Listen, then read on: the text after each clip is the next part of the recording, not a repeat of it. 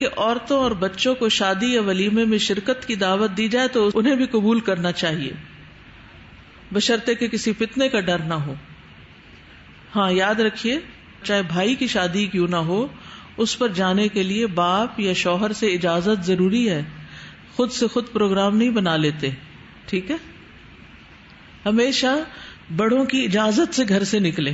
شادی کے بعد بہت سے نیولی ویڈ کپل جو ہوتے ہیں وہ کیا کرتے ہیں، سمجھتے ہیں اب ہم آزاد ہو گئے، اب ہم اپنی مرضی کے مالک ہو گئے۔ وہ گھر سے نکلتے وقت ماں باپ کو نہ اطلاع کرتے ہیں نہ اجازت لیتے ہیں۔ اگر آپ کمبائنڈ فیملی سسٹم میں رہ رہے ہیں تو آپ کا کیا اخلاقی فریضہ بنتا ہے؟ ایک گھر میں رہ رہے ہیں، ہر چیز شیئر کر رہے ہیں، اگر آپ کا ہسبینڈ آپ کو آئس کریم کھلانے بھی لے جانا چاہ رہا ہے تو آپ کو اپنی ساس امی کو بتانا چاہیے اور آفر کرنا چاہیے کہ کیا آپ بھی چلیں گے۔ اور اکثر مائیں تو ایسی ہوتی ہیں، وہ کہتی ہیں نہیں بچے خوش رہیں، بچے جائیں خوشی سے کھائیں پیئیں، ہم تو شوگر کے پیشنٹ ہو گئے، اب ہم نے آئس کریم کہاں کھانی ہے، تم لوگ جاؤ خوش رہو، دعائیں دے کے بھیجیں گی۔ لیکن اگر بتا کے نہیں نکلے، اگر ان کو آفر کر کے نہیں نکلے تو کیا تعلقات اچھے رہ سکتے؟ وہ پیچھے سے ہال کھاتے رہیں گے، پتہ نہیں بچے کہاں گئے۔ ہر ماں کے دل میں، آپ ماں بنیں گے تو آپ کو پتہ چلے گا، بچہ جب گھر سے باہر نکلتا ہے تو ماں کا دل اٹکا ہوا ہوتا ہے، پتہ نہیں بچہ کب گیا، کب آئے گا، کیا کر رہا ہوگا، وسوسوں کا شکار رہتی۔ اور جب تک بچے آ نہیں جاتے ان کو نیند نہیں آتی۔ اور ایسی ماں کے دل کا حال پھر کیا ہوگا کہ جس کے بچے اسے بتائے بغیر جب جی چاہے گھر سے نکل جائیں اور جب جی چاہے داخل ہو جائیں اور پرواہ بھی نہ کریں، نہ سلام کر کے رخصت ہوں دعا لے کے اور نہ سلام کر کے گھر میں داخل ہوں، تو اس گھر میں نحوست نہیں ہوگی تو کیا ہوگا؟ اس میں کوئی برکت نہیں ہوگی، اس میں خیر نہیں ہوگی، وہ پھلے پھولے گا نہیں۔ تو کسی بھی کام میں اپنے بڑوں کو شریک مشورہ رکھنا کامیابی کا ایک بہت بڑا راز ہے۔ یعنی ماں باپ کے دل سے جب دعائیں نکلتی ہیں اور ان کی اسمائل آپ کو ملتی ہے تو آپ کے لیے یہ دعا معمولی دعا نہیں ہوتی۔ آپ لوگوں سے منتیں کرتے پھرتے ہیں کہ آپ ہمارے لیے دعا کریں، اور اپنے ماں باپ کی دعاؤں سے محروم ہو تو یہ چھوٹی سی بے برکتی نہیں۔ تو اس لیے چھوٹی چھوٹی چیزوں میں اگر وہ گھر کے اندر رہ رہے ہیں، دور بھی ہو تو اطلاع کرتے رہنا چاہیے، کچھ نہ کچھ تعلق واسطہ رکھنا چاہیے کہ آج ہم یہاں گئے ہیں وہاں گئے ہیں، یعنی ایک کنیکشن ہونا چاہیے۔ صلہ رحمی اسی کا نام ہے، اور سب سے پہلے تو والدین کے ساتھ صلہ رحمی کی ضرورت ہوتی۔ اس کا یہ مطلب نہیں کہ ہر وقت ہی کال کرتے رہے اور ہر اچھی بری بات ان کو بتاتے رہیں، لیکن ان کو آپ کی طرف سے خیر کی خبریں ملتی رہیں۔ چلیے اگر آپ کچھ کہنا چاہیں۔ استاذہ، ہم کتاب الصیام پڑھ رہے تھے، اس میں ایک حدیث آتی ہے کہ جس میں آپ صلی اللہ علیہ وسلم ممبر پر چڑھتے وقت آپ نے ہر سٹیپ پہ آمین کہا، اور بعد میں جب لوگوں نے پوچھا کہ آپ نے آج ایسی بات کی ہے جو ہم نے پہلے کبھی نہیں سنی، تو آپ نے فرمایا جس نے رمضان کا مہینہ پایا، اور دیگر دو باتیں تھی، اس میں والدین کی بات تھی کہ جس نے بڑھاپے کی حالت میں اپنے والدین کو پایا اور پھر ان کی خدمت کر کے جنت نہ کما سکا، اس کے لیے ہلاکت ہے۔ بچیاں جیسے ہیں یہ ٹین ایج میں یا 20s میں، تو وہ ینگ ہوتے ہیں، جو گھروں کے اندر والدین کے والدین ہوتے ہیں وہ بہت نگلیکٹ ہوتے ہیں، یعنی ان کو پوتے پوتیاں یا نواسے نواسیاں اپنی ذمہ داری نہیں سمجھتے، وہ سمجھتے ہیں یہ ماں باپ کی ذمہ داری، اور ماں باپ اپنے کاموں میں مصروف ہوتے ہیں اور وہ فارغ ہوتے ہیں، تو ان کی دیکھ بھال کرنا، بلکہ وہ بلاتے رہیں تو وہ اگنور کر دیتے ہیں، مرضی ہو تو جواب دیتے ہیں، نہیں دیتے، حالانکہ ان کے چھوٹے چھوٹے کام لے کے کتنی دعائیں لی جا سکتی ہیں، اور الٹا ان کی حرکتوں پہ ہنسنا بھی شروع ہو جاتے ہیں، چیزیں چھپا لیتے ہیں۔ دیکھا ہے جی کہ ان کو بے وقوف بنا رہے ہوتے ہیں، کیونکہ ظاہر ہے بزرگ ہو جاتے ہیں تو عقل تھوڑی سی کمزور ہو جاتی ہے،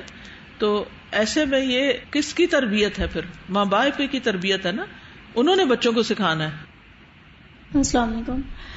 استاذہ، یہاں کھانا کھلانے کی بات ہو رہی تھی نا، تو میں ایک ایسی فیملی کو جانتی ہوں جس فیملی کے سربراہ نے گھر پہ نا مسجد کے امام، وہ ایک عالم دین تھے، تو ان کو گھر پہ بچوں کو قرآن پڑھانے کے لیے رکھ لیا۔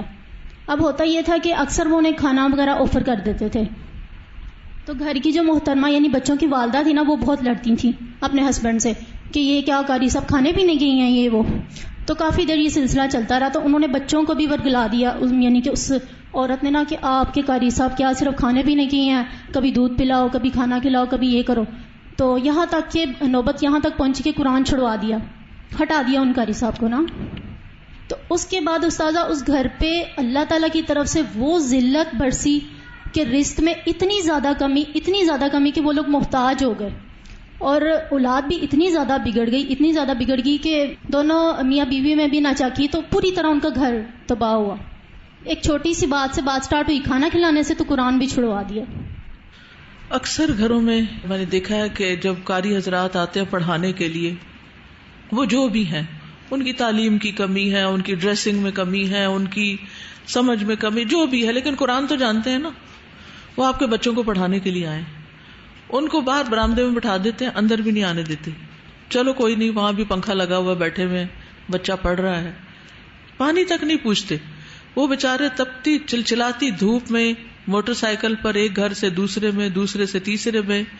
بچوں کو چاہے 15 منٹ ہی دیتے ہیں، لیکن کم از کم 15 منٹ ہی آپ کا بچہ قرآن پڑھ رہا ہے تو گھر میں ایک برکت تو ہو رہی ہے. کتنا ہم دوسری تعلیم پر خرچ کر رہے ہیں، لیکن قرآن پڑھانے کے لیے، قرآن پڑھانے والوں کی جو عزت ہے اور پھر جو ان کو دے کر کچھ احسان جتانے والی بات ہے، اس کا اندازہ کیجئے آپ کہ کیا حالات ہیں ہمارے. جی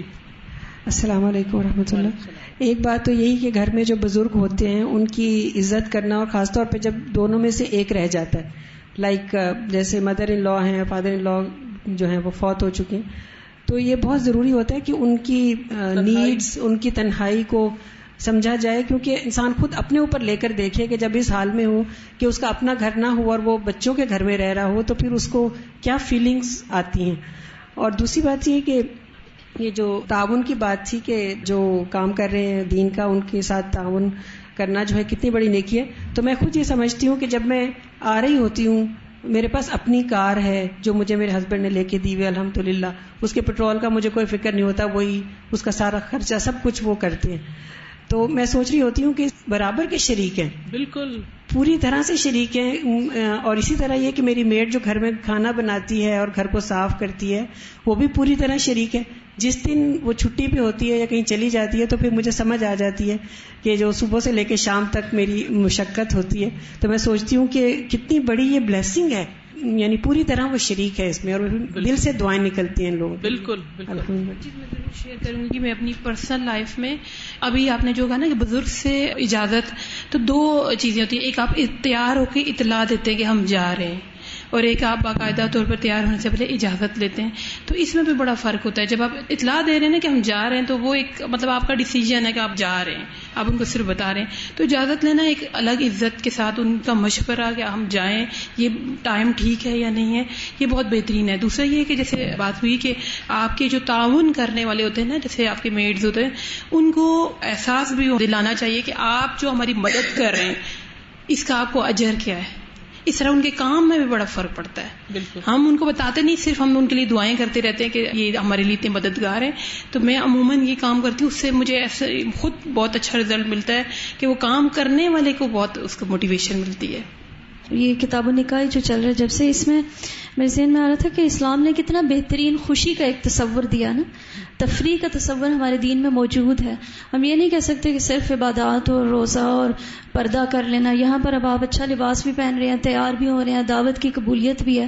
تو ایک مکمل ضابطہ حیات ہے اسلام. تو اس لیے ہمیں ان مواقع کو اویل کرنا چاہیے، بجائے اس کے کہ دوسروں کے جو تفریح کے مواقع ہیں ہم اس سے متاثر ہوں یا ان میں اپنا انوالومنٹ کریں. استاذ جی، یہ جو بڑوں کے ساتھ اچھا معاملہ کرنے کی بات ہے، تو اس میں ایک مثال، میرا جو چھوٹا بھائی ہے تو میری والدہ اس کے ساتھ نہیں رہتی، بڑے بھائی کے ساتھ رہتی ہیں. لیکن اس کی یہ روٹین ہے کہ وہ اگر اسلام آباد میں باہر نہیں ہے کہیں،